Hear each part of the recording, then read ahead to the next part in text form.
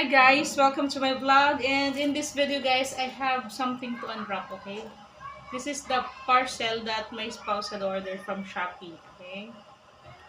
And this item is a kind of painting material, of course.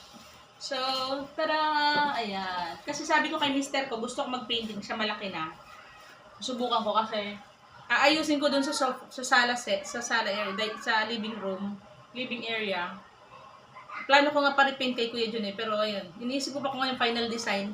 And then sabi ko, lalagyan ko ng painting kayo guys, sila kayo. Ayan guys, yung mga old painting, painting namin ni Shasha. Diba? So, ayun, buksan na natin guys. Ang binayaran ka nito guys, $285. So, buksan na natin kasi bibidbakan ko si mister ko kung kumusta ang order niya. As per sinend sa akin pala ni mister ko, dalawa pala yung in-order niya eh. Isa lang naman sabi ko is to, si mister ko advance mag-isip lagi no. 20 by 80. Hindi ko sure kung dalawa talaga.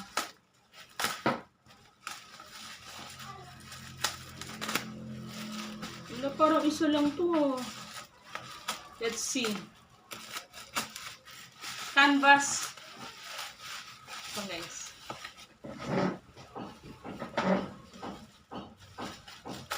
Canvas cloth. Frame.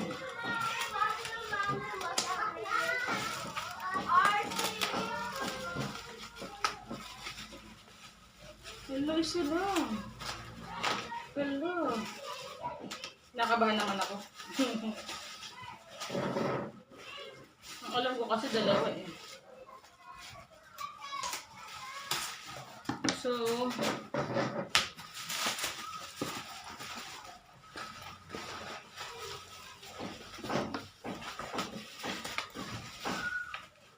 kaya magandang ina-unwrap guys para makikita nila na ano.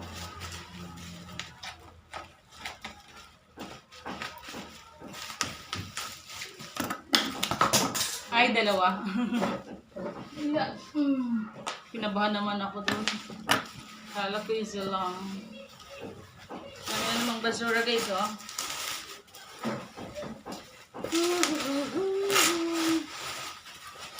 Buti guys, mura lang siya pag sa Shopee.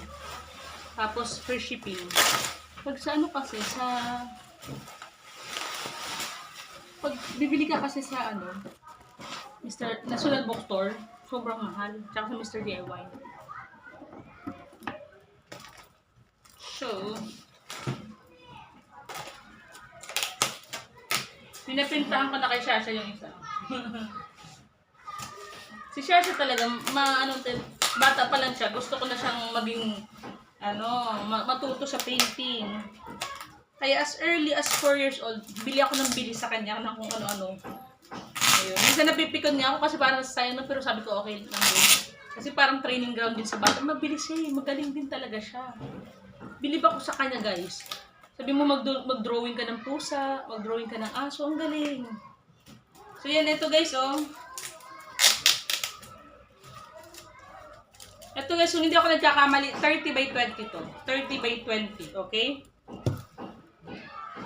Kasi ito 20, yeah. Let's see. Tama, 30 by 20 yung size nito.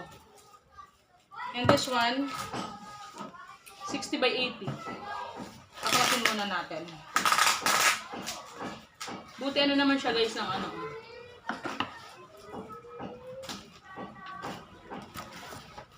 Pag sasamud ako, pag walang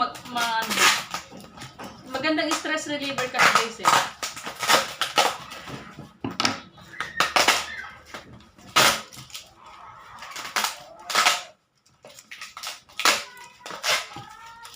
Kasi guys, gusto ko ayusin yung sala area.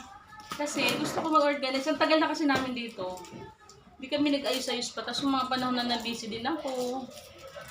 Nai-stress ako talaga guys sa kalat ng bahay. Kaya sabi ko gusto kong gawing bahay talaga. And sakto naman si Kuya Jun, yung caretaker dito sa building. Magaling siya sa artist talaga siya, artist. Kaya nga pinapakita ko sa kanya yung mga gusto kong design. Pinapapresyohan ko sa kanya kung magkano. Presyon niya naman ako kaso sabi ko, okay naman na yung ipaparepaint ko yung yung dito sa living area. Okay kay mister ko, sabi niya pagawa mo na. Kaso ako, hindi pa final yung design ko sa utak ko. Ano pa ako eh. Ay, ang galing niya guys, oh. May siya guys sa gitna, oh. May suporta din, hindi siya maano. Oh, di ba? 20 by 80, ganito kalaki guys. Canvas cloth. Okay, so ito dodrawing ang patapos ilalagay ko dun sa sala area. Pag nagawa ko na, iniisip ko pa kung ano magandang ipipainting ko. And ayun, libangan, talagang gagawin ko lang to pag feel ko, pag hindi ko feel, hindi. Di ba? Yung time na talagang nakaka-conceptualize na ako ng idea na gusto kong i-painting, saka ko gagawin. So, I will do further research kung ano ba talaga yung gusto ko na maging inspirasyon sa pag-drawing, di ba? Kasi ito talaga guys, tingnan nyo. Iniisip ko talaga dati, I want to see a place na magiging happy ka. After ko talaga itong magawa guys, naging parang therapy sa akin. It's really very therapeutic.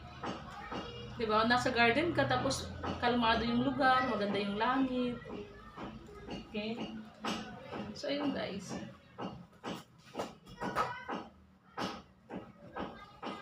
Ito naman, out of practice, ayan, nagawa ko the flower base, diba? So, this is the very first artwork that I made using acrylic paint. Okay, so thank you so much guys for watching. I hope you would love to give a thumbs up, comment, subscribe, and hit the notification bell in order for you to be get updated of the upcoming artwork that I'm going to make, okay, in the days to come. Okay, please don't forget to leave a beautiful comment, constructive of course, and if you have something to correct whatever words I'm saying, okay, kindly do it constructively. Okay, so bye for now guys. God bless. Punta kami sa church ni Shasha, kaya na ako. Magkakape muna ako and we're going to church. Okay? Kayo din, magsimba din kayo. Para tayo ay laging gagabayan ni Lord sa ating mga desisyon sa buhay, right? So, every Sunday, talagang best effort ako makapagsimba kami. Kasi, it's really a kind of iba-iba talaga pag lagi kang mag-communicate kay Lord. Bibigyan ka talaga niya ng wisdom. Bibigyan ka talaga niya ng peaceful thoughts from time to time. Okay, so bye. And of course, what we ask is health and safety always.